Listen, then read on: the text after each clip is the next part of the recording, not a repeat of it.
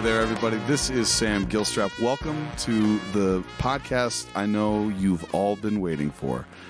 Way back in, I think, was it November? We were trying to get to 100, maybe even September? Dan? Yeah. Probably earlier. I don't remember exactly when it was. I think, honestly, we eclipsed that mark on Christmas Day when we sat down with the one and the only Santa Claus. You had a great conversation with Santa. We're going to have him back next year. That was a great thrill for us. But we really wanted to officially say, episode 100, how you doing? And tonight we're doing it. We're finally here. What's up, Dan? Yeah, I would like to say that this is actually episode 100 because we skipped a number. We did skip a number. Do you know what number we skipped, Dan? Not going to say. Yeah. Not worth it. I'll say it. Fuck 45. Yeah. There you go. You can all do your own research as to why I did that. If you are ghosty, you know the answer. Probably F-47 too. I'm nervous. Let's not think about the future. Let's not put that out there. But anyway, here we are. The 100th episode of the Ghost Lights podcast. It's going to sound a little different than it normally does. I am today joined by two of my closest, dearest friends, not named Dan Ribb. They are brothers Brian and Alex Walsh. We've recorded pods together that have never seen the light of day, but maybe one day it'll be resurrected. I highly doubt it. Thank you, Alex. He'll be hitting you with the dulcet tones tonight, not me.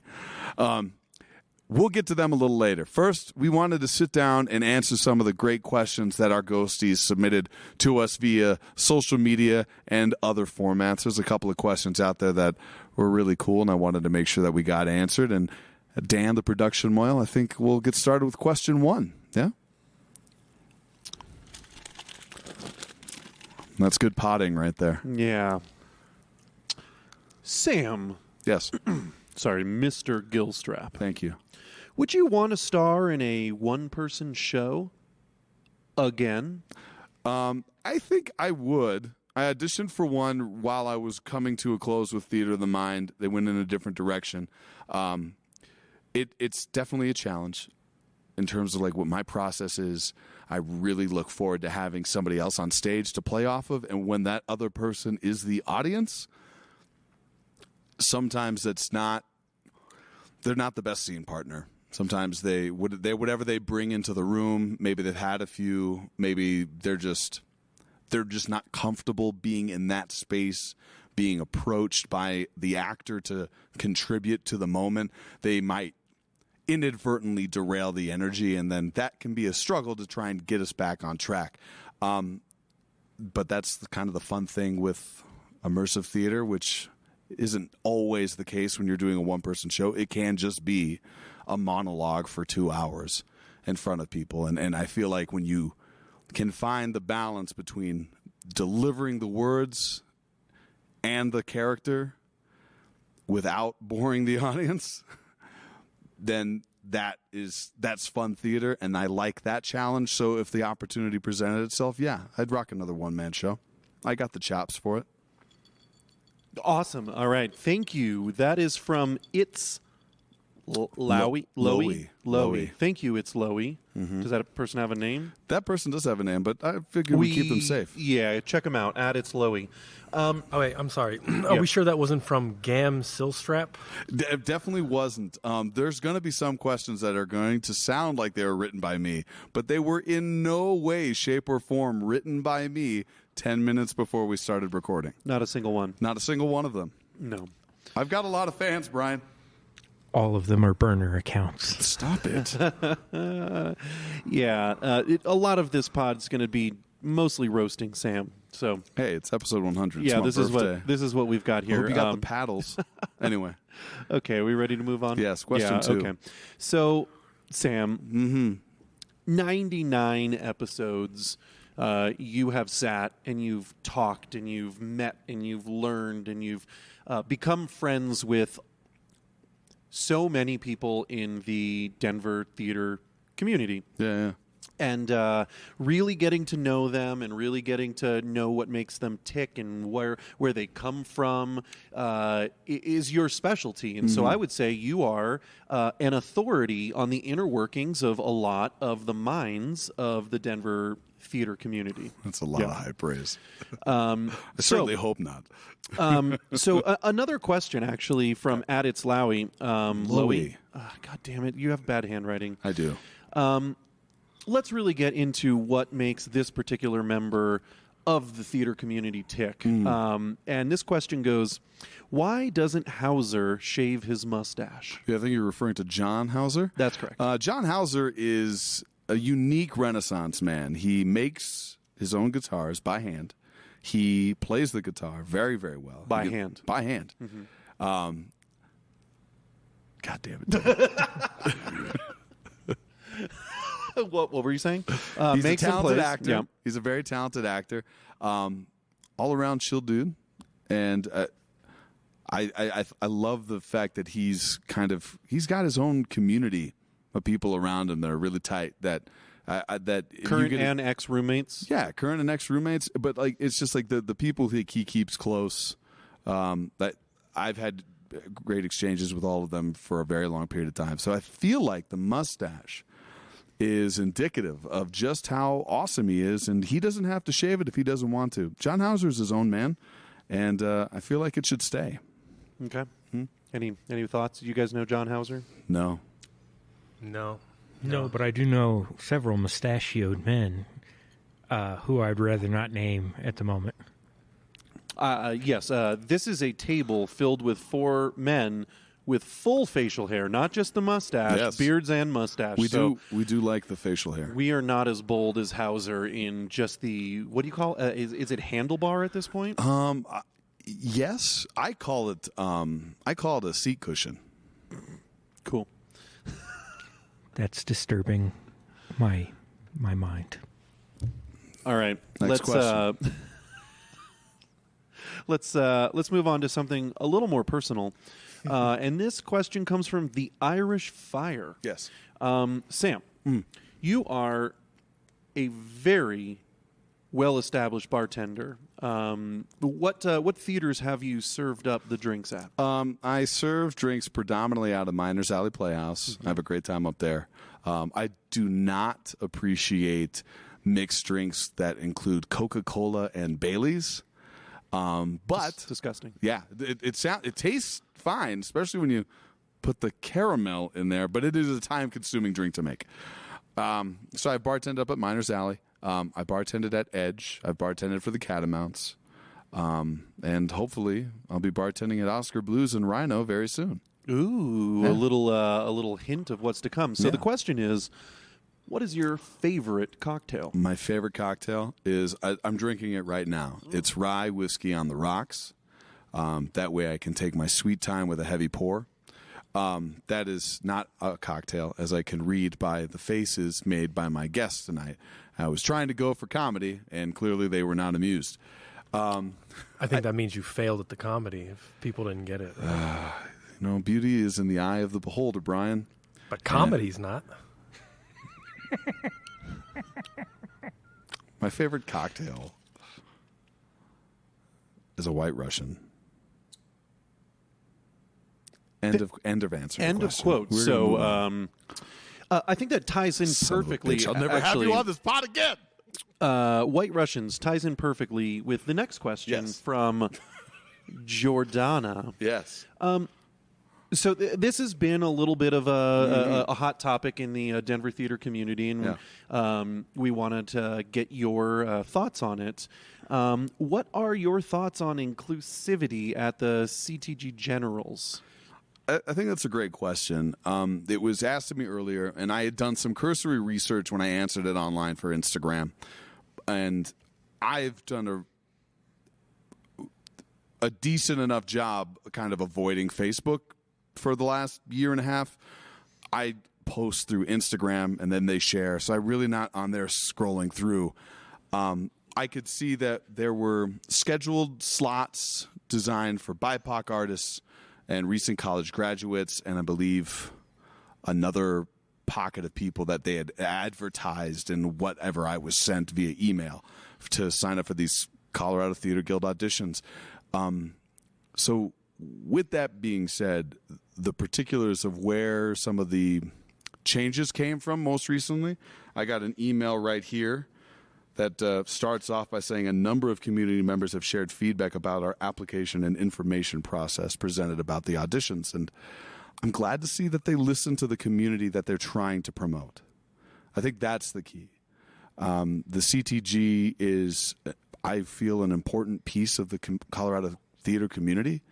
And for them to have listened to feedback and made changes, I hope they're enough to satisfy everyone. I don't, but as we all know, you can't make everybody happy. So there may be some pushback even still. But at the very least, they listen to the community.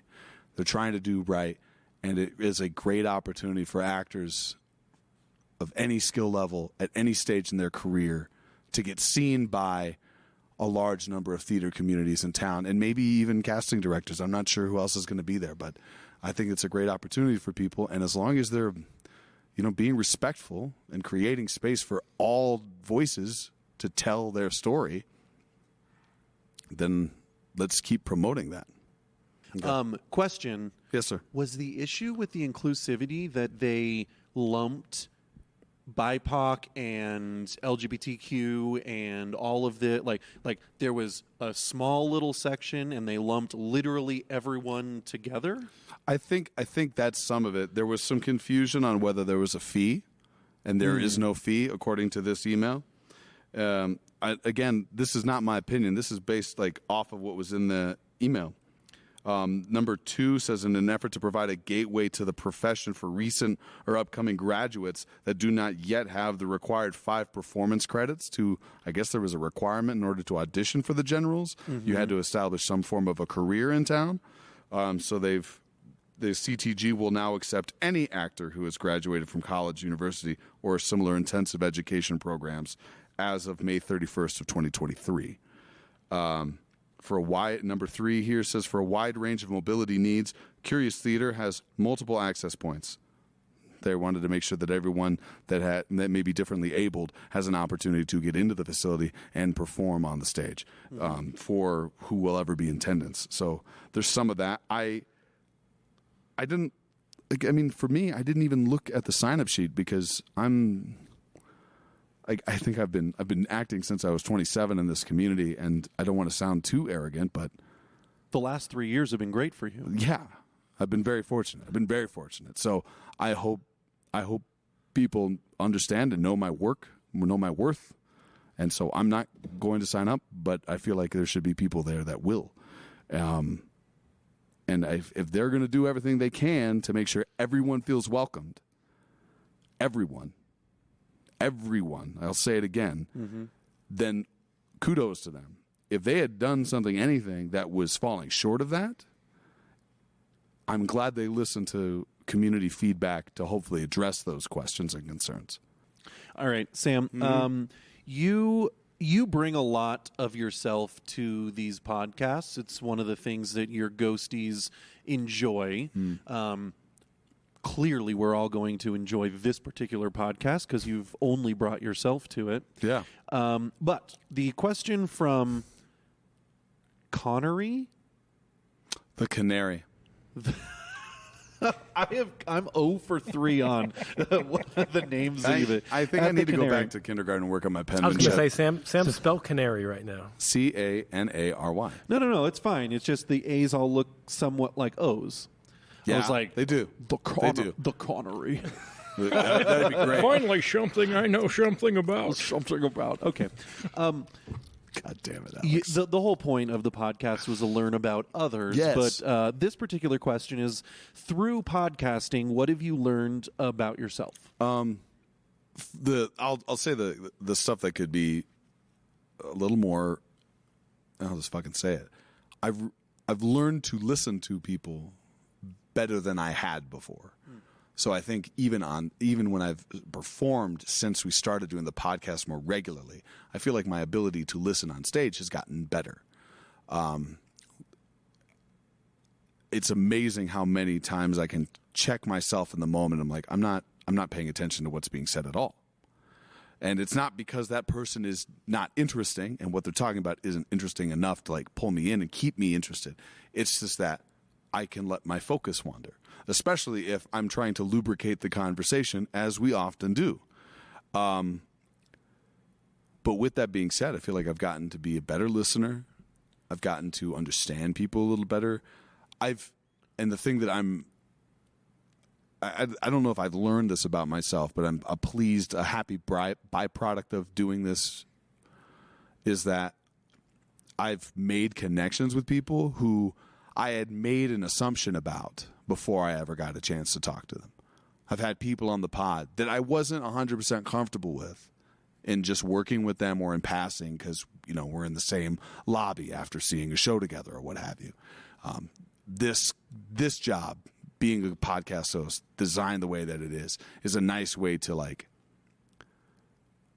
not do the glad handing that often happens after a show, and that's where I'm my most uncomfortable. That's where I'm my most awkward. That's when I feel like I am performing more than I ever did before on stage because I'm not comfortable in those spaces. I don't know why. You had said that early on more regularly. The reason you're doing this pod is because you hate those generic "what's next for you" conversations. Exactly. And to be totally honest, like one of the reasons I got into the pod before I was involved was because I am terrified of talking to people in lobbies or at auditions or whatever. And so listening to you talk to people gave me something like. I would recognize a person, and I would remember a conversation that you had, and now I was like, oh, I can bring something up with this person that's not, hey, how's it going? Good job on stage there. So do you find, in kind of following what you were saying, you now are you more comfortable with the after show talk because you are more familiar with more of these people? You have more to talk to them about. I think in some ways, yes. Like my ability to actually have real conversations. Like I've tried really hard to phase out the small talk versions of those things. I like asking about if I know that people have like a child at home that's waiting on them. I like to ask them how the family is. That's my first question. Those types of things I feel like I've gotten more comfortable in doing.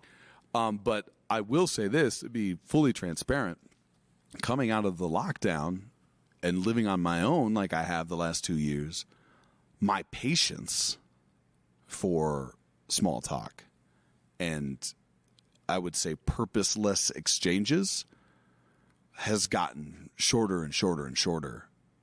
So now I'm at the point where I actively separate myself before a conversation or an exchange can even happen. I just don't have the patience for it. That might be a sign of how much I need therapy, but that is kind of how I'm wired right now. Which actually ties in with this next question. Nice segue. Do you podcast in place of therapy? No, actually, I don't. I'm just kidding. That's not a question. That's not a question. I didn't write that. Wait, what? I knew it. Stop it. Okay, actually, I'm gonna pass this question around the table because it's a fun one, and we should get these guys involved as well a little bit. Like it. So, if you could be a fly on the wall, any wall in history, which wall would you choose? That's a great one.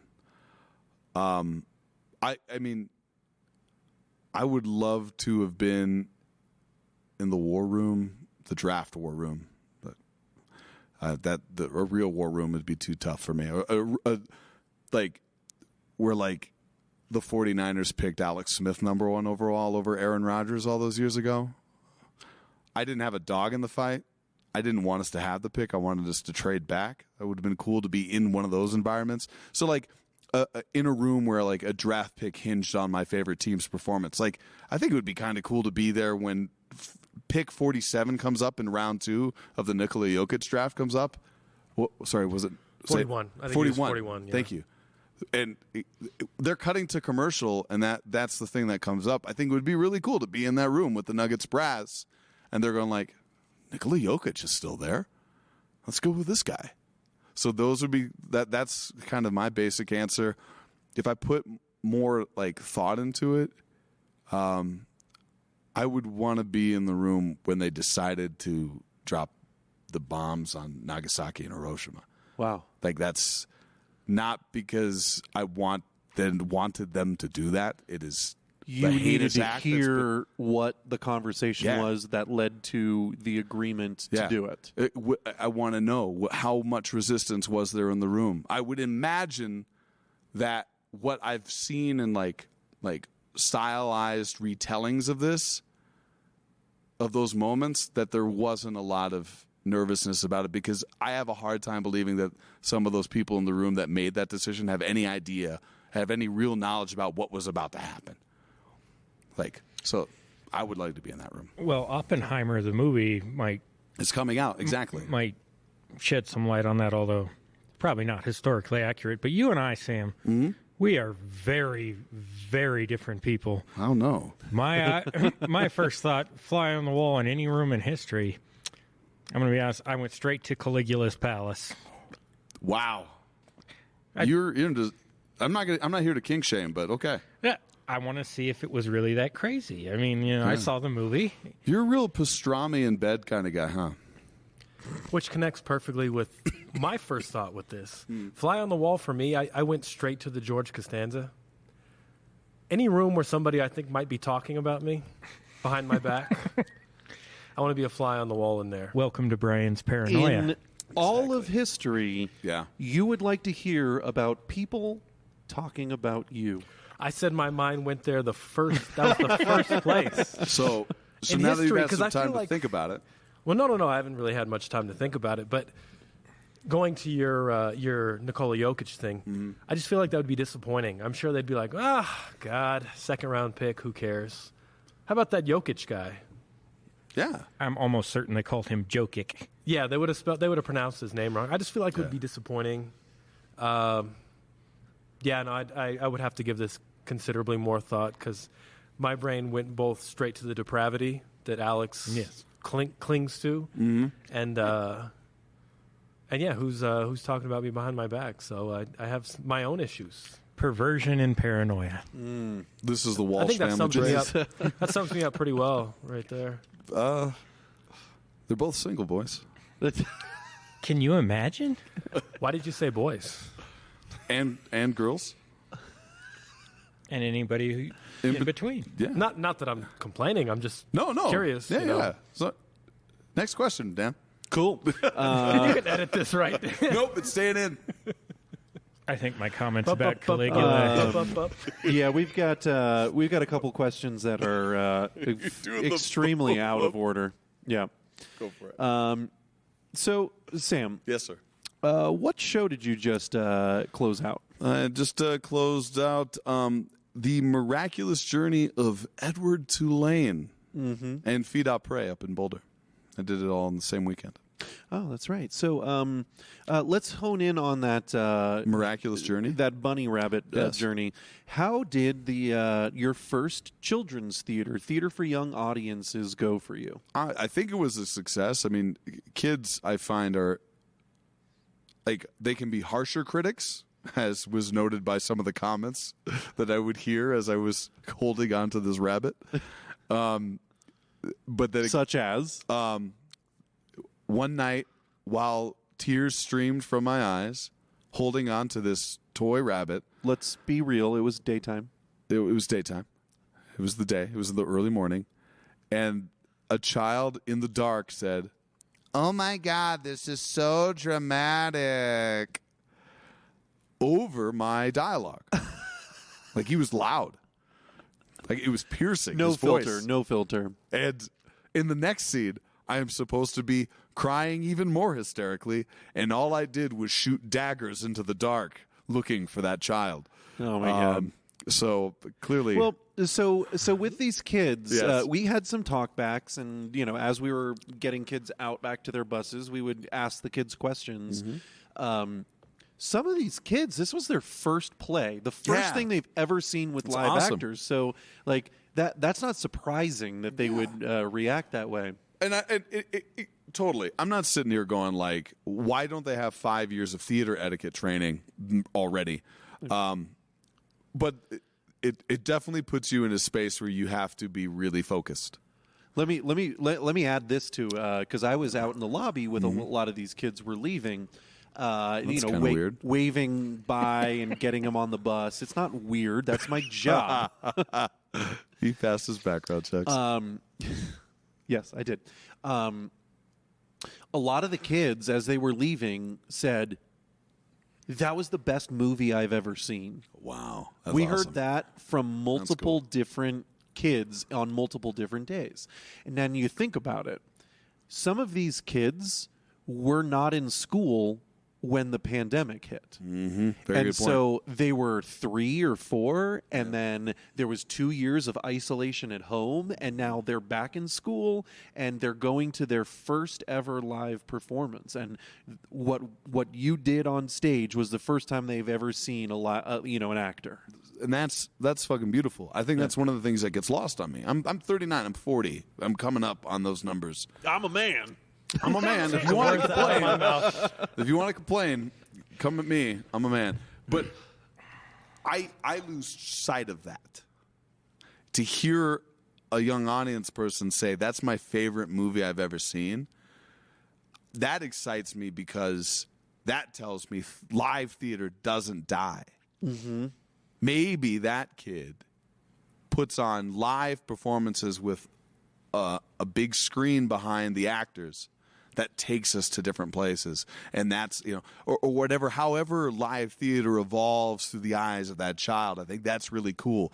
Those things are really exciting. Having the kids stick around and like lose their minds like I was a celebrity, like Samuel and Rita, when Rita comes out after the show to put away their props and stuff, that's really exciting for some of those people in the audience because there's the voice of Edward. Yeah. The voice of the talking rabbit. It's that they're there. That's you. That's awesome. Yeah. And so like they lose their minds. It gets really exciting. That stuff is really fun. I think for me, I was really aware of where I overact naturally to get more to the point of the question. It was a lot of fun because it taught me this is when I overact. This is how it manifests. This is the stuff that I do. My eyes dart back and forth. I clench my butt. I stop breathing. And in particular moments of the show, I would find myself doing that. And then I learned that even when I pull all that fear away from me in the moment and push through that, I can still have an authentic performance that even kids enjoy. That it can still be big and it can still reach the back of the house because we got 2 rows here. And people will connect with that. There's more than 2 rows. Sorry, there's an upper deck. I was just trying to shorten my speech, but you're absolutely right. It's called a balcony. Yeah, thank you. There's a balcony here. There are many rows. I'm trying to thank you. So I felt I could do that. That was fun to learn that through that process, and also be heckled by third graders. By a little Truman Capote, apparently. Apparently, yes. That was. Sam Gilstrap's work leaves me wanting. As you know, was that a good Truman? I have no idea. I once, for some time, performed at the illustrious 73rd Avenue Playhouse, and I was lucky enough to do multiple kids shows there. I always found that doing kids shows was much easier for me than adult ones. Why is that?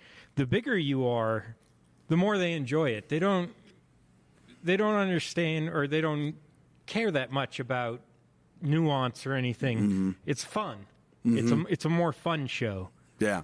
And I was the big bad wolf, and I played the bad guy, I believe, in every show I did there. I was a dragon once. That was a good time, even though it was 73rd Avenue. Hey, I mean, I totally get it, but I mean, I that's where one of the places I first started acting.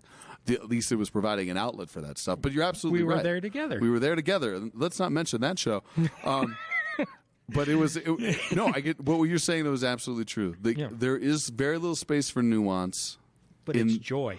But it's still, if you're still hitting these notes that they can read without necessarily hearing it, they'll feel it. Plus, I got to do a lot of funny voices, which is my favorite thing in the world. Absolutely. That was true. I got to do a lot of fun voices for this. I did a Macho Man impersonation. It was pretty good.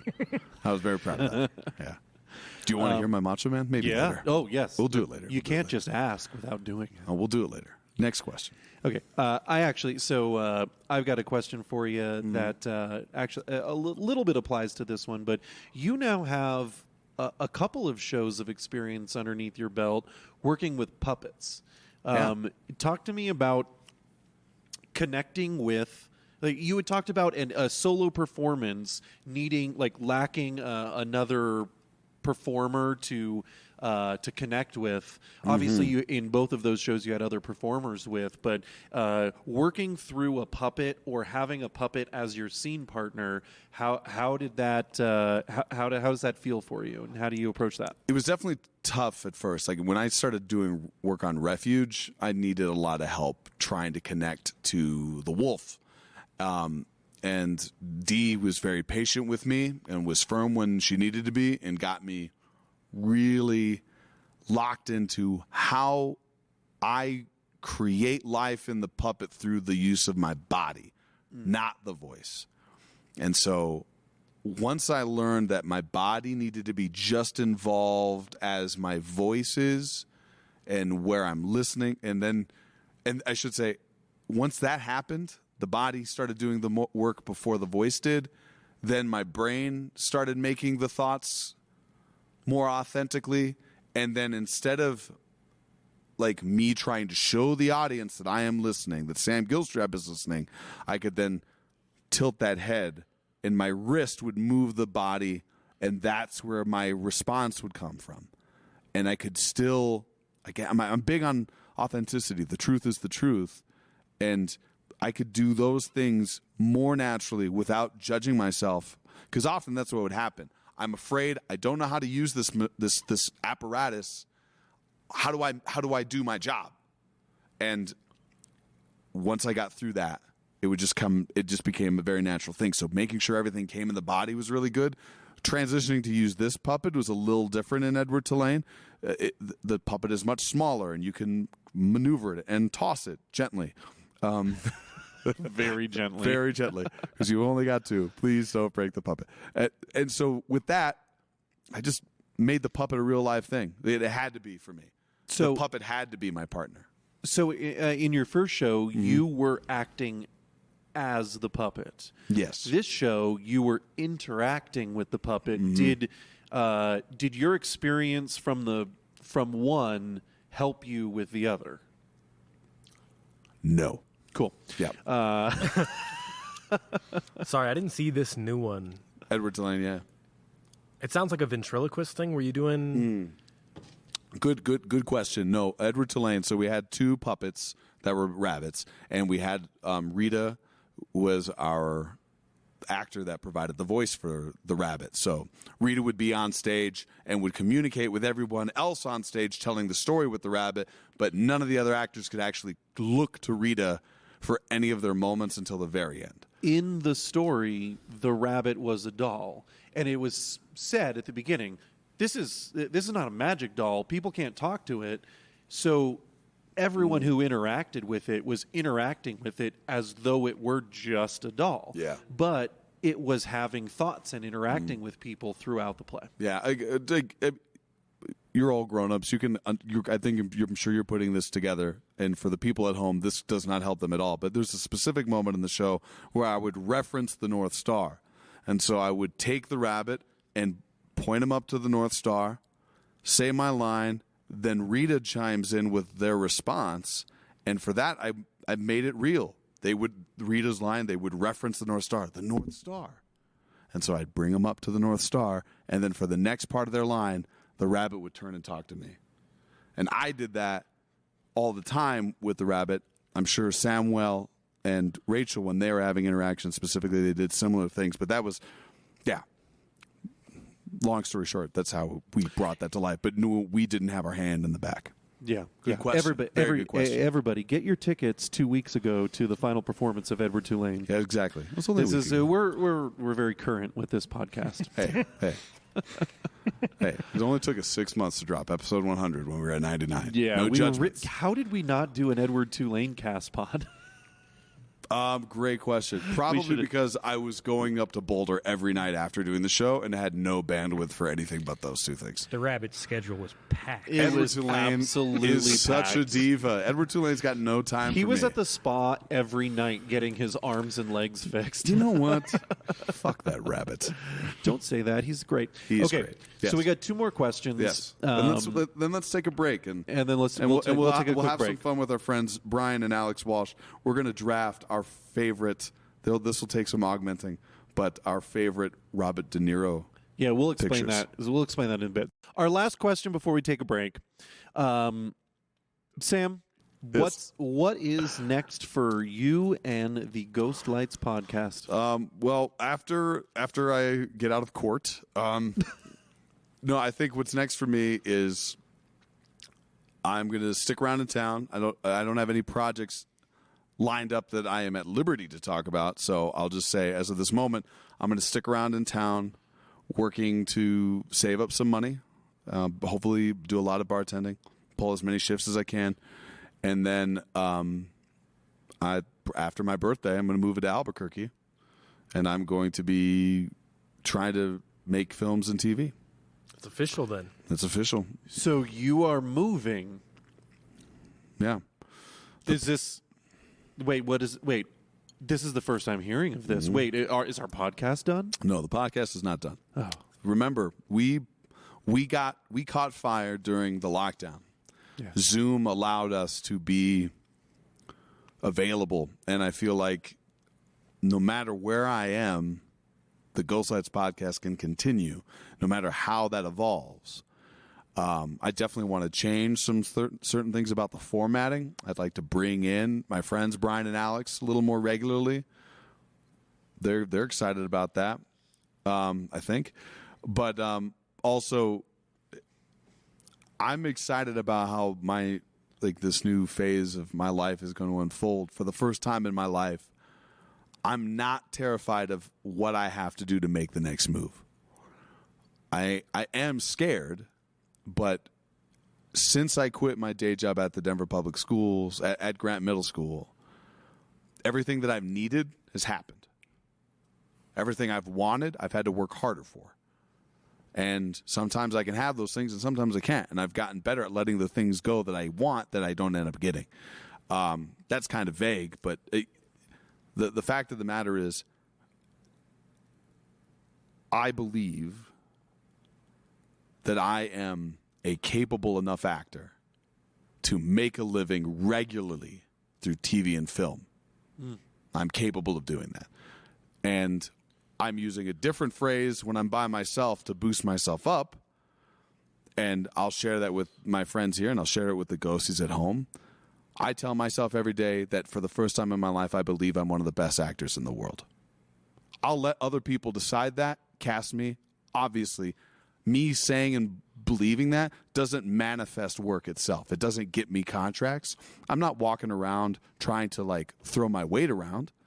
I'm still humble in the room, but you should understand that when I do walk into the room, I have a certain expectation for how I carry myself and what I'm going to do with the work.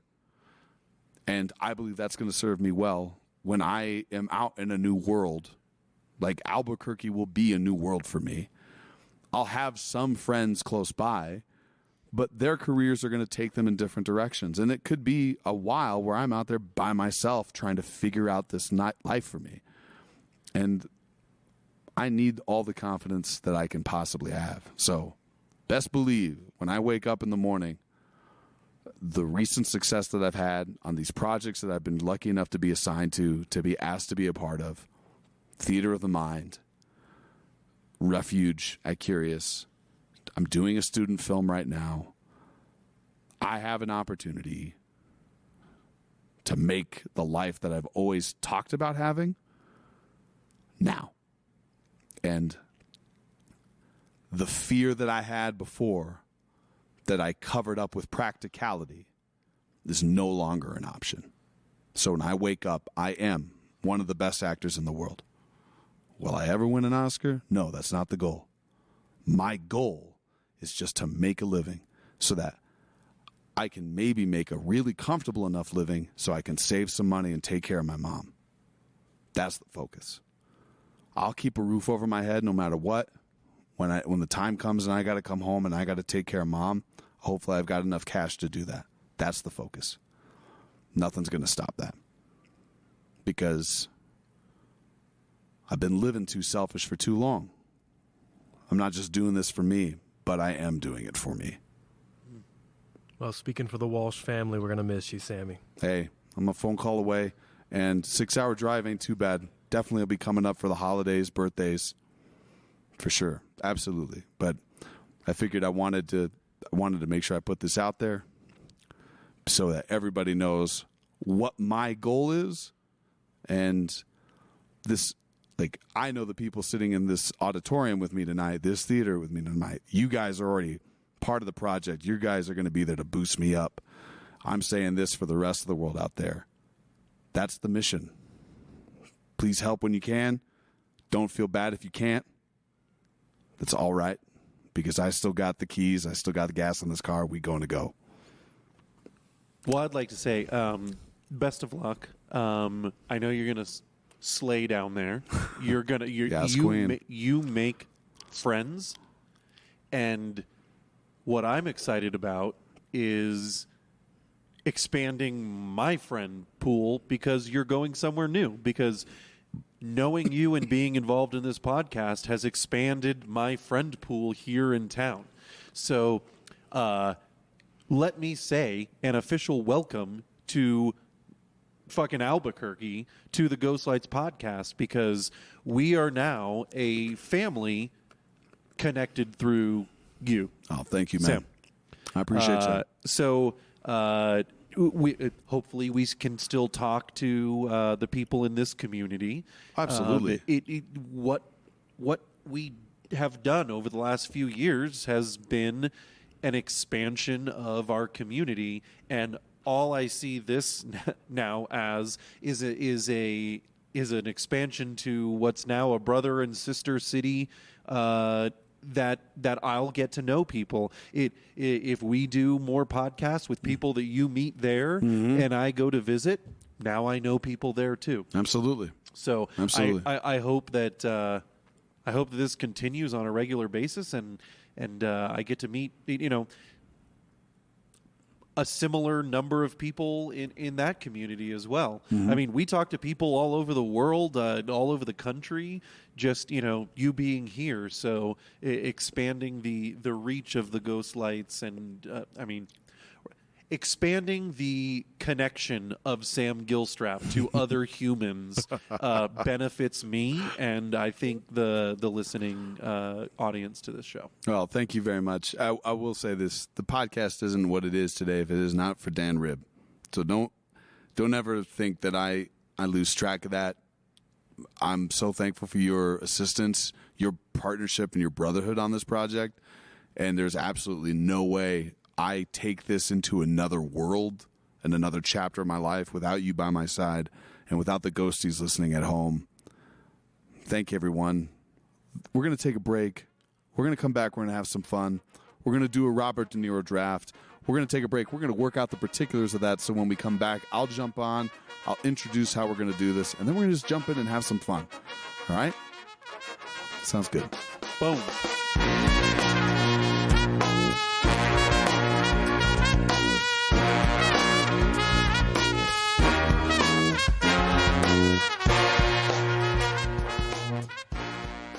Hey there, Ghosties. Welcome back. I've got my friends Brian and Alex Walsh here. One of the reasons why I have them here is because I wanted to have fun and celebrate our 100th episode with something kind of different for our listeners at home. We're going to do a Robert De Niro movie draft. We're going to pick our top 5. Once the movie's gone, it's gone. And you at home, you're going to have an opportunity to chime in and tell us which one of us won the Robert De Niro draft. So I'll post it all on Instagram. Please come in, tell us who won there, and we'll hand out the rewards and spoils. We did this once before. with Santa. We did this. We did do this with Santa. Yeah, but this time we need your participation. But now we need your Which participation. Robert De Niro movie did Santa like best? It's not quite. Not quite. We did Christmas songs. Yeah, we A did draft Christmas of Christmas songs. We did Oh, Christmas. well, everybody and I lost that one. I Yeah, the lost Jew Christmas won. songs. He did. He did. Dan Rib did win. So we're going to pick these movies, and then afterwards we're going to do a little recap. We're going to have some fun. And, yeah. Let's just jump right in. What do you All say? right, so we're starting out with an actual picking out of my newsboy cap. This is a newsboy cap. The order of the draft. So we're starting off first with Alex. Alex picks number 1 overall. The second pick is Brian. Oh, man. And I that got the leaves turn? Sam with the turn. Oh, man. I'm So picking this is a third. snake draft. So we're going to go 1, 2, 3, 3, 2, 1, back and forth until everybody has picked 5. Absolutely. All right, Alex. Floor is yours. I'm so glad I got the first pick. Everybody knows what I'm taking. Everybody's going to want it. But dream on, I get The Godfather Part 2. Beautiful pick. Beautiful pick. Yeah, this is the Victor Wembanyama of the draft. Yeah. Absolutely. It's a no-brainer. Everybody takes this one. He does it in Sicilian for most of the movie. Unbelievable performance. I would do my impression, but it's very visually imperative. And nobody can see me doing it like this. All he's doing is squinting his eyes He's and moving squinting his hands. eyes. He's got a downturn on his lips, and he's sticking his tongue out What are you- slightly, a little more than it needed. What are you, out of your mind? He's also waving his arms. Yeah. It's pretty good. It's pretty good. I wish you were here, Ghosties. No, I can't judge it. I love the scene where who's the Don that he's following? Cheech. Chichio, right? Chichio's later on, he's you might recognize Chichio from the Rocky movies as You're right. Gazzo. You're right. But Don Cheech is I just want to wet my beak. Yeah. The Black Hand, right? That Yeah. whole scene where he's just watching him, and I loved it because Robert De Niro is like in the background, like almost the entire time, and then like sometimes it's over his shoulder, and his attention to like this whole moment, and then the unscrewing of the light bulb. Like I'm sure all of these things are in the stage directions, in the script, or maybe being brought to him by Francis Ford Coppola, but his energy in that is so pitch perfect. It's brilliant. It is a brilliant And I performance. got So, Sam, you agree that this is a great performance? I do agree that it's a great performance. Yeah, it sucks you didn't get it. Yeah. I did. Who's got the second pick? That's a bummer. That's Brian. So I was going to say it's a no-brainer. Sorry, I think I made that clear with the Wembanyama thing, but Yeah. Godfather won Best Picture. He won Best Supporting Actor. Arguably the greatest movie of all time. Kind of not fair that Alex got the first pick. That's all I'm going to say. It's a blind draft. It's the way things go. I feel like you just said that if anyone else got it, but you. Yeah, I really would have. I Yeah. couldn't help but notice Dan has a 20 sticking out of his pocket over there. I We wonder all where know that came Alex from. doesn't have But 20s on him. All I have to say is, what's your pick? At number 2 overall? number 2 overall, that's true. I didn't get third. So I'm going to go ahead and take Heat as my number 2. You dirty, rotten scoundrel. No, that's Steve Martin. Yeah. God damn it, Dan. Often confused. Yeah, Heat. It was obviously Godfather 2 was my number 1 pick. Heat. It's one of my favorite movies of all time. It's one of the movies I've seen more than any other movie. Obviously, he's incredible in it. Yeah. I think it kind of speaks for itself. Why are you so interested in what I read and what I draft? Alex, Nice. you just took the line. I was trying to get it all set up so I could be like, why are you so interested in who I pick or what I draft? You made too much buildup. I had to get to it. No, you cut in and you stole my thunder, and now it's over now. You've ruined it. All right. So for those of our listeners who don't know what how snake drafts work, Sam now has 2 picks at the turn, is what it's called. So 1, 2, 3, 3, 2, 1, and it'll go back and forth like that. So Sam, you now have 2 picks. Yeah. What are your picks? I'm gonna go. I love both of those performances very, very much, and I'm gonna pick a movie that 10 years ago I was not a fan of, and now it's one of my favorite movies about mobsters. It's a Ray Liotta vehicle, but I'm going Goodfellas. Yeah. And Great pick. I'm going Goodfellas because of the scene where he's just smoking as the camera moves in on him. He's not saying a word, and he is menace personified. His ability to just be so grounded in that level of menace and do nothing. Yeah. That's stuff that it's hard for that to translate in a stage performance. It's even more difficult to do that on camera. No, it's a great pick, and you're right. I agree with you about all of Scorsese's films. I did not really like them 10 years ago. Now I watch them again, and I'm like, God, this is brilliant. This is brilliant. Yeah. Plus, you got the Liotta laugh, which is just All right. All right. What's your second pick, My Sam? second pick on the turn here. I think I'm going to go a little bit in left field on this one, but it's a movie that my mother insisted that I watch because when I told her I wanted to be an actor, she was like, "You should watch The Deer Hunter." Ooh. So I'm taking The Deer Hunter as my second overall pick. Yeah, it's that movie is not one that you clamor to rewatch. It's tough in a lot of levels, and I think everything that Robert does in that film is so subtle and yet pained. I just think it's such a nuanced, gentle performance in such a horrifying movie. It's just beautiful. So The Deer Hunter. a solid pick. Not a huge fan of the movie, but unbelievable Five performance. Oscar winners. It won 5 Oscars. Jeez, not bad. Did he? Which ones did he win Oscars for? God damn it, I don't have that shit. He won Raging Oscars Bull. for Godfather 2 and Raging Bull. Okay. Well, He was nominated for Deer Hunter. He was. No, that's All right, well, maybe we know what's coming up next. And Brian? Deer Hunter did win Best Picture also. Oh, very nice. Thank you.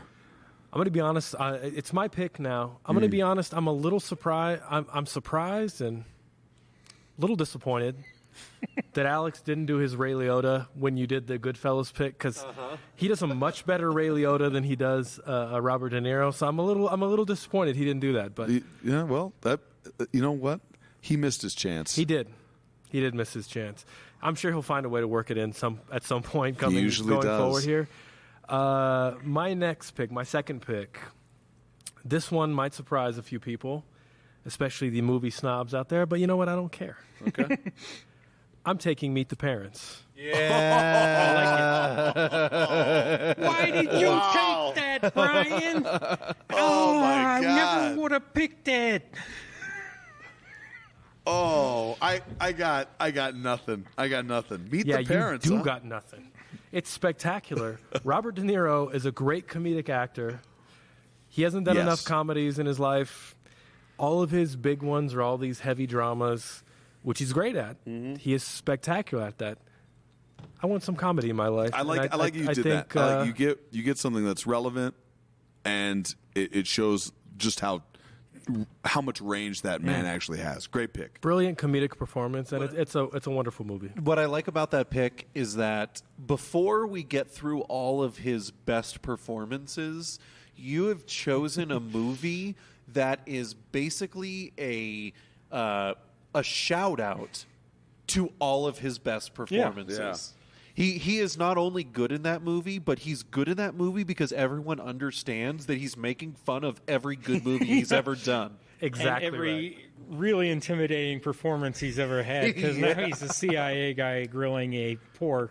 Yeah, that's good. And it's one of my favorite movies of all time, so I'm taking it. great well movie. done. Well done, sir. Well done. I'm Okay, proud so of you. we've got 2 picks again. Yeah, I got to tell you, I think this is where Stardust comes off the board, Brian. Oh, wait. Let's not Hey, steal anyone's Don't thunder. take my thunder. I actually have that on my list. You're going to laugh at me.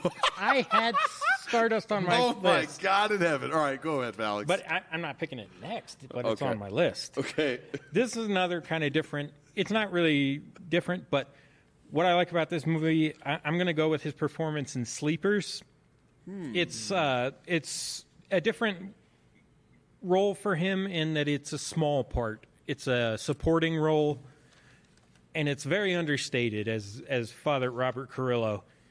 Super intimidating priest, but just a genuinely undersold, beautiful performance in one of my favorite movies. I'm gonna have to rewatch that one. It's been a while, but I can't. I don't got much to say because it's been so long. Yeah, we watched it not that long ago. Nice. I love it. Say what his character's name is again. Father Robert Carrillo. So on the official IMDb, Father Bobby. Yeah. But you've made it more official than IMDb. And you know what? Did you notice how he anticipated what it said on there? Yeah, he knew. I know. This is a movie that we've both seen a lot of times, and it's a great movie and it's a great performance. It was on my list too. It's up there. It's one of those, and we talked about this before, but it's one of those things that I love about De Niro. It's something that De Niro does that Pacino doesn't do. What's that? He is willing to do those sort of small side parts in movies. You don't really see Pacino do that hardly ever. De Niro does it. He does it a lot, and he's great at it. He'll be in the movie for sometimes 10, 20 minutes, and usually it's the best 10, 20 minutes of the movie. Yeah. Solid pick. Absolutely, Yeah. I like that. You touched on a great point. His ability to just kind of exist in any world, no matter the size of the time he gets on camera, it's powerful. Like I don't see him taking days off. Yeah. It's great. Now I got my second pick here. Yeah. I'm trying to go broad here. This Yes, is how sir. I win the draft. This is the goal. There's the I'm trying fan. to get stuff from different eras of his career. Okay. So I'm going with Silver Linings Playbook for my Wow. next pick. Deshaun Jackson is the man. Nice pick. Nice Little- pick. Little in touch with all three of us here, as he's a degenerate gambler in it. So we can all relate to that. I mean, I deleted my app, but yes. I tried to, but they keep texting me. Well, that's how they get you. Hey, somebody's trying to get in deleted it, touch with me. Sam? Yeah, I can't do it anymore. I didn't take you for a quitter, Sam. It's okay. I'll download it right now. What is it that you like about his work in Silver Linings Playbook? What I like about it is he's kind of himself, but at the same time, he's a more broken version of himself, which is something that he does a lot in his Scorsese roles, his stuff. But this one, it's kind of comedic, but it's kind of depressing and powerful at the same time. It's another smaller role, but he really gives you the idea of how he raised this character that Bradley Cooper plays. That all of one of the things I like about it is all of the people in this movie have mental problems. They have debilitating things, but they're all trying to get over them at the same time, which I really appreciate. I like that. Nice breakdown. Brian. Sorry, just going to chime in Do too it. there. That is also, I'm going to throw a little piece of trivia at you guys because Oh. I looked this up because I was curious how did many. your own research? I did research. I prepared for the pod. I did research. Brian, that's one of the things I love about you. You never not do your homework. How many Robert De Niro, and Alex can't answer this because I didn't know he was going to be on the pod, and I revealed it to him. I didn't expose it to him. It's not what I'm trying to say. Something tells me you've done that Cut. plenty in your brotherhood. How Blah, many? blah, blah, blah. If you guys, if you guys had to guess, how many Robert De Niro movies would you say were nominated for Best Picture? That's great. Probably 10 or 15. I'm going to say 7. Okay, I'll go with 12. 10. 10. Oh, wow. 10. Damn it. Should have gone with my first one. 10. Two of them have won. One of them was Silver Linings Playbook. That was nominated. Nice. He was nominated for that as well. Mm-hmm. Okay. Enough trivia. Is it my turn? Yeah, your third pick. Oh, boy. This is a tough call. It is. There's a lot of good movies still It's a out tough call. So I had, I got my drama De Niro. I got my comedy De Niro. And taking a page out of Alex's book here, my smaller part De Niro, it really comes down to 2. But I got to take The Untouchables. there. Nice. Good pick. He's swinging for the fences in every scene he's in. Literally. That's a great. I love that. That's a great pick. It would have been out there for me if it was there later. What time is it, Sam? It's the time for individual achievement. When we're on a podcast, what are you? Part of a team. Team. Exactly. Well done, sir. Yeah, no, he's not in. This is one of those movies where he's in it 10 to 20 minutes. Honestly, maybe less than that. But he's so compelling that every part of this movie that I remember, virtually, except for that one shootout scene, it's him. It's him. You know, and I'm gonna denigrate both of you guys' drafting choices right now because you got nothing, nothing. Never stop fighting till the fight is done. See, that doesn't work. It's just not as good. Nice. Yeah, you got Costner. What do you want from me? Yeah, it's not as good. You know, De Niro carries this movie. Yeah, he absolutely does. He absolutely does. God dang it! I And love it's a that good pick. movie, too. It's a really It is good a good movie. It's so funny. Like I look at that movie and it feels like it's two separate movies because he's so compelling. He's so larger than life as Al Capone, and then Kevin Costner is so much smaller. Right, like the way he embodies Elliot Ness. They're very two disparate energies, and because of that, it almost feels like they don't exist in the same world. But what Robert does brings Kevin up, and then they get. And simultaneously, Sean Connery's in a different movie altogether. Oh, very yeah. Where he's Very supposed to be from problematic movie. Chicago, Yeah, but Yeah. Sean Connery can't be from anywhere. It doesn't matter. He doesn't do accents. He doesn't even have a Scottish accent. He has a Sean Connery voice. yeah, he has his own accent. Yeah.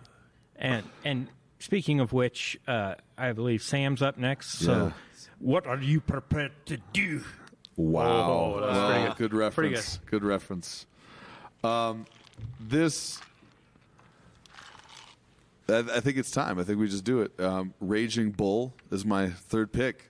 We're not going to hesitate any longer than that. Raging Bull.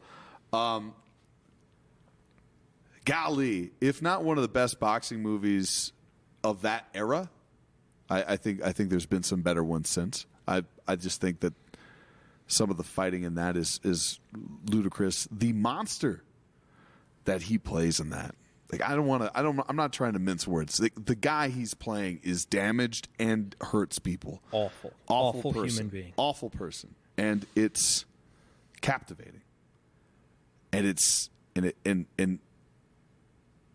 I don't know. The Raging Bull is the pick for me right there. It's a good movie. We just watched it tonight. Brian and I did. I have no problem with that pick. Great directing, great performance. But I once wrote an article about this back on a long defunct website called the Denver Fan Addict that Brian and I used to Hey, run. bloggers are people too, man. Yeah, and I got to say, it's one of those things that always drives me crazy. Boxing movies about white boxers are so prevalent. Jake LaMotta has a film. Ray Robinson does not. James Braddock has a movie. Joe Louis does not. Oh. Mickey Ward has a movie. Yeah. Chuck Wepner has a movie. I will be the first one to say that white people do whatever they can do to tell a white person story. If I can, if we're going to do this, we will do that. Are there more compelling stories? I totally agree with you. You're absolutely right. And I think it makes it all the harder because again, we just watched this movie. He has no redeeming qualities whatsoever. No. He is the most loathsome, unlikable, unsympathetic human being in that movie. Yeah. He crushes it. There's crushes no it. question. No question crushing it. that he crushes it. But it's one of those things where it's like it's not a movie you want to watch because there's movies where there's anti-heroes, where there's the main character is somebody who's clearly flawed and maybe not a good person. Yeah. But you can relate to them in some way. They're sympathetic or they have moments of likability. There is none of that in that movie. And there's really none of that in really any character in that movie, which is one of the hardest things about that movie to watch. I found Raging Bull. I shouldn't say found. I finally watched Raging Bull after watching many other movies in Robert De Niro's career.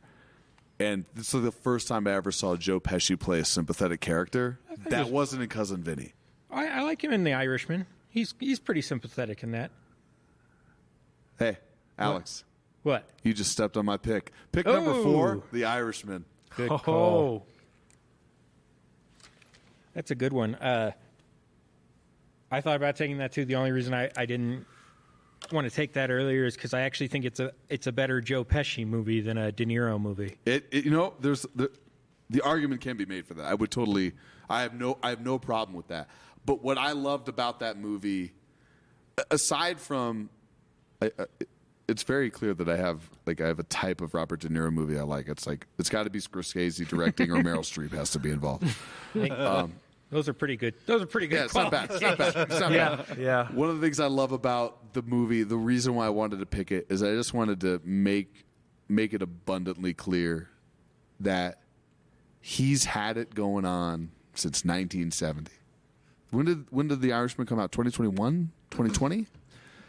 I think it's 2021, but I'm not sure on that. I gotta. He's been going on for longer than that. Yeah, he's just had it going on for a really What long is time. his first movie 68? 65. Wow. So First uncredited. big movie was but 68. 65. 68. Young Was Wolves. Mean Street? Oh, okay. Mean Streets. When was Mean Streets? 72. 73. There are a couple of good ones before then. Anyway, I'm not going to talk about them. Bang the, bang the drum slowly, right? it's like Bang the Drum Slowly, only this time No, that's the later. drum's a chick. Family Guy reference. Oh, you might be right. Wait, hold on. I wanted to pick a movie that was like fresh. I think Robert De 73. Niro was so great in that movie. You're Absolutely. absolutely right. I think it elevates a lot of other people. It's also a better Al Pacino movie than he's done in the last 10 years. Like Al Pacino's great in that movie. Yeah. It's certainly better than what I would consider his work in House of Gucci. I didn't see House of Gucci. It's probably for the best. Anyway, so moving right along, Brian, it's the horn is back to you. Oh boy, yeah, it's tough. It's a tough one. It's a tough one. At this point, it's kind of down to, wow, it's down. It's down to like 4. This is not narrowed down very well for me. I'm gonna have to go with, once again in a smaller role, similar to the Untouchables. I'm gonna go with Copland. For my next one. Nice. That was That's a great one. Yep. Do it, Brain. There's It's like one, a- it's there's one a- of those ones yeah. where Copland. he has a small part in this movie, and he is, with the possible exception of Ray Liotta, the best part of this movie. Ray Yeah. Liotta is unbelievable. Yeah. in Oh, Copland. I totally agree. But he's phenomenal, and it's one of those things. Think about these movies. How many? If you go down the list of Robert De Niro movies, how many of these movies do you find yourself quoting on a fairly regular basis? Far too many. Far too many. And this is one of them. Because I gave you a chance. And you blew it. You blew it. Yeah. I was going to say that. I was going to do that with one of your picks, but you guys have all done pretty solid picks. Thank so. you. I was going to say that, Brian, you did not blow it with your 4th pick. Thank you, Sam. You're welcome. It's a tough one, but it's one of those ones where it was really down to this. I'm not going to give away the couple other ones I had it down to because It is coming down to it here. But it's a testament to De Niro that, what do we have? One more pick each after this, and we still have movies here that we can talk about. Yeah, we do. I'm going to go with Cape Fear for my next one. Nice pick. Not my favorite movie, but I think that his performance is unimpeachable in it. It's not a president, so you can't impeach it. Thank you, Sam. You're welcome. well, and a credit to how good he is too. There's still 3 Best Picture nominees of his on the board. And I believe I'm going to take one of them with my second pick here. Your final pick. My final pick here. I'm going to go with The King of Comedy. Nice. I just watched that today. We watched it yesterday. That is not a Best Picture nominee, so there's still 3. Really? 3 Best Picture nominees on Let's the board. talk about that movie, though. That was another Scorsese in him. Yeah, I really liked it. it was popular in the discourse around movies when the Joker movie came out a couple of years ago. It mirrors it a lot in a lot of ways, except it takes a much more violent turn at the end. Joker does not. Joker King does. Comedy. It's watching him be that guy really tough. One of the first times you ever see him as pathetic, like Yeah. really pathetic. There are times when he's a sad character, when he's not a powerful man Yeah. and whatever. Even in the fan, he's a sad man, but he's scary in that. Yeah. He's less scary in this movie until he goes Until he goes off the deep end. But even when he goes off the deep end, it's not. But even Sandra Bernhard. Oh, she goes is way off the more deep end. terrifying than Robert De Niro. We're gonna have some fun tonight, Oh Sam. my God! Good, No. old-fashioned, all-American fun. And I really want to transition to Brian right Wait, now. but before you do, Yes, I was sir. going to say Joker goes the hard, violent way, Mm-hmm. but I think the hard comedic way of this one is Airheads. If you're not familiar with that Brendan Fraser vehicle, It's a terrific, I can't terrific wait movie. till we debate why Brendan Fraser. Well, I might have to. I actually really like Brendan Fraser. I like him a lot too. I'm saying I'm gonna. We're thinking we're toying with future podcasting vehicles, and maybe we talk about Brendan Fraser. But after this year's Oscars, maybe we don't. So, Brian, what's your last pick?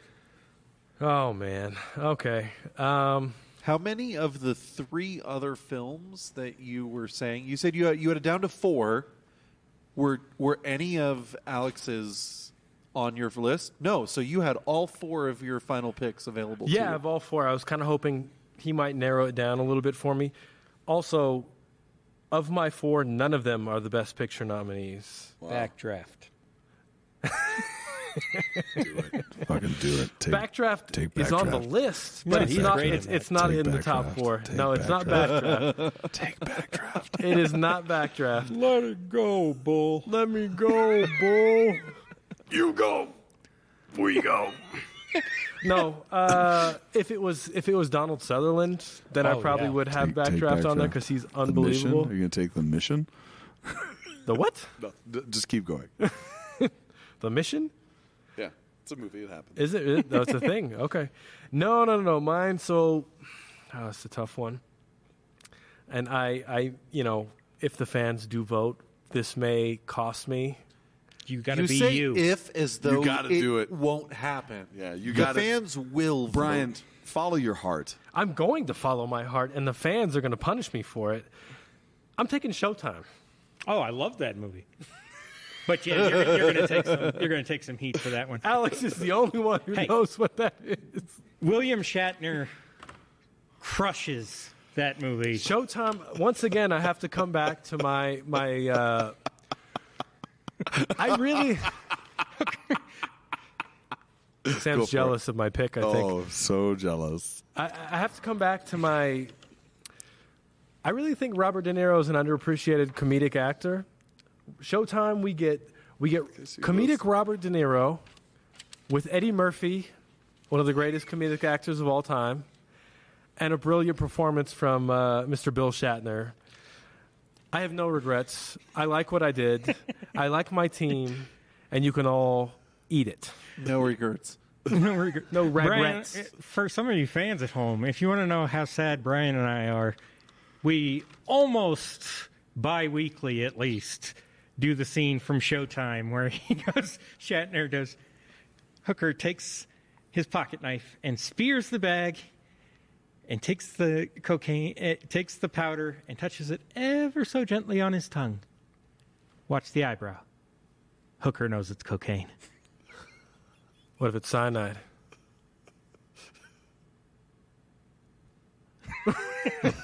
Wow. Okay. Remember, this is an auditory Audio, visual. yes, they did a really good job. I just want to say that he skipped over 1, 2, 3, 4 of his top picks to go with Showtime. There are 4 others in his top 10 that he skipped just to go with Showtime. Okay, Sam, you're closing this draft out.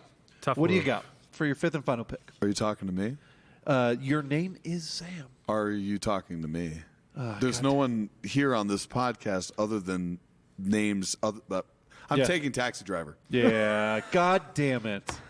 Good. How Yeah. did that last that long? I know. I'm not a big fan. Okay. I'm not the biggest fan of that movie either. It's one of the reasons why it wasn't my first overall pick, which for a lot of people, Taxi Driver is their favorite Robert De Niro movie. In another world, it's quite possible. Oh, did you write it down? Yeah. Nice. It's the first one out there. Yes.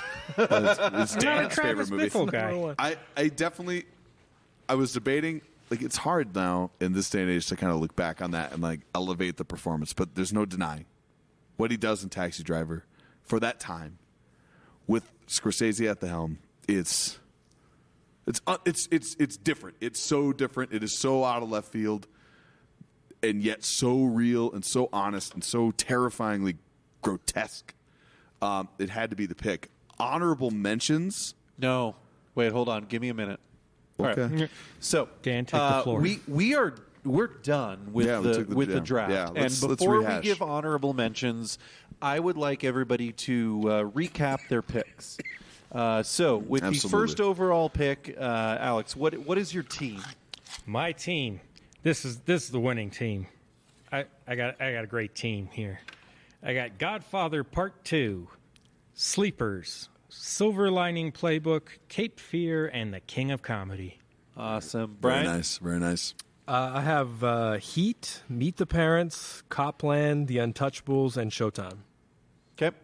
I started number one overall with Goodfellas, followed by The Deer Hunter, Raging Bull, The Irishman, and Taxi Driver. Oh, Sam's going to win this one. He played to the crowds. He All didn't- right. He Hey. didn't play the heart. Sam, you weren't number one overall, though. You were number three I know I overall. wasn't. My number one overall pick Oh, I was. got you.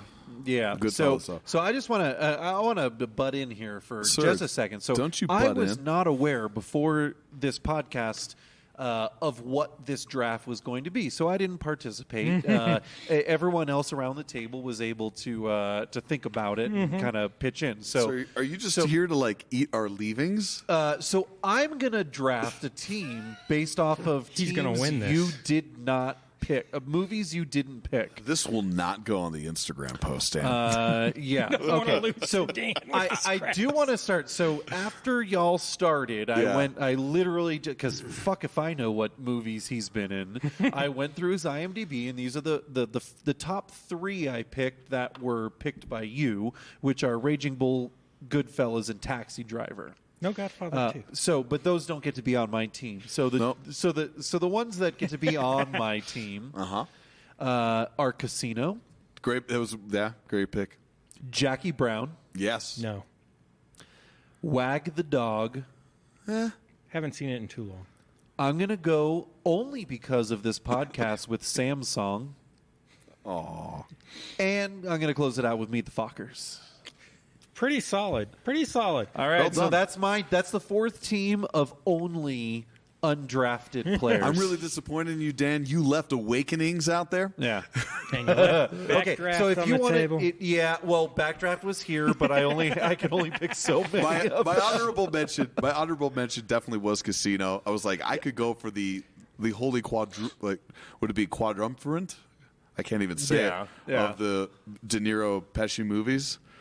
So Casino was definitely out there for me. I thought about Awakenings. If I was going to make a heart pick, Backdraft was going to be there. But in the end, You went with the crowd pleasers and you betrayed your heart. no, I didn't. I really didn't, because I look at Goodfellas and I think that's the role I want to play. Yeah. I don't want to play Ray Liotta's part. I'm not saying it's any easier or less than. I'm saying the part I want to play is Robert De Niro's part. I look at The Deer Hunter, and that's the character that stood out to me the most, even though I know Christopher Walken has a terrifying fucking journey in that movie. I look at Raging Bull. I like the idea of playing a monster, and he crushes it. The Irishman, that is definitely playing to the most recent crowd. I will hand it off. Taxi Driver, All right, awesome. you don't get to make any more Exactly. I wanted to defend myself. arguments for yourself. I have a So- question, though. I'm Yes, sorry, sir. Sam. I Go have a for it. question. Yeah. I hate to interrupt you here, Dan, though. I feel like you're kind of neglecting his journey in Showtime? I definitely Character am. arc. I didn't even know that movie existed. No. It is up to our audience, Ghosties. decide. Ghosties, you decide, and we will post on the Ghost Lights Lights Podcast Podcast Instagram a list of all of our drafts, and you get to choose The who Ghost Lights won. Podcast. Pick a What winner. about You Mitch's get to choose journey, one. Sam? What about Mitch's journey? Mitch? I'm gonna cut your microphone I'm off. assuming. I'm assuming gonna Mitch is the character he played in Showtime. Yeah. Brian, Okay. just Okay.